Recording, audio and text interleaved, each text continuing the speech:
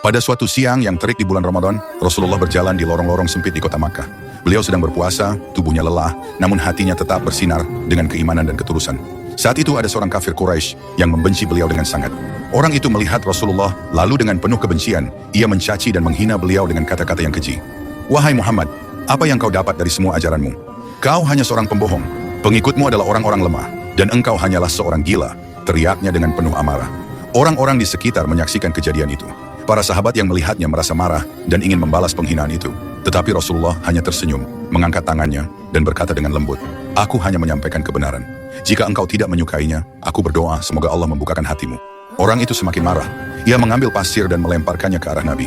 Wajah beliau terkena debu, jubahnya kotor, namun beliau tetap diam dan berlalu tanpa sedikit pun membalas. Hari-hari berlalu, dan bulan Ramadan terus berjalan. Suatu hari, orang yang menghina Nabi itu jatuh sakit parah. Tubuhnya melemah dan tak ada satupun teman atau keluarganya yang mau mengurusnya. Ia terbaring lemas di rumahnya, kelaparan, tanpa makanan, tanpa ada yang peduli. Pada suatu malam, dalam kesunyian, terdengar suara lembut mengetuk pintu rumahnya. Dengan susah payah, ia membuka pintu. Dan betapa terkejutnya ia saat melihat sosok yang berdiri di hadapannya. Itu adalah Rasulullah. Di tangan beliau ada sebakul makanan, kurma, dan roti. Dengan penuh kasih sayang, Rasulullah tersenyum dan berkata, "Aku mendengar engkau sakit. Aku membawakan makanan untukmu." Mata orang itu berkaca-kaca. Dengan tangan gemetar, ia menerima makanan itu. Ia tidak percaya bahwa orang yang telah ia hina, yang ia caci maki, kini berdiri di hadapannya dengan penuh kelembutan. Rasulullah sendiri yang menyuapinya, memastikan bahwa ia cukup makan dan minum. Orang itu menangis. Air matanya jatuh membasahi pipinya. "Wahai Muhammad, mengapa engkau melakukan ini? Aku telah menghinamu, aku telah menyakitimu, tetapi engkau malah merawatku." Suaranya bergetar.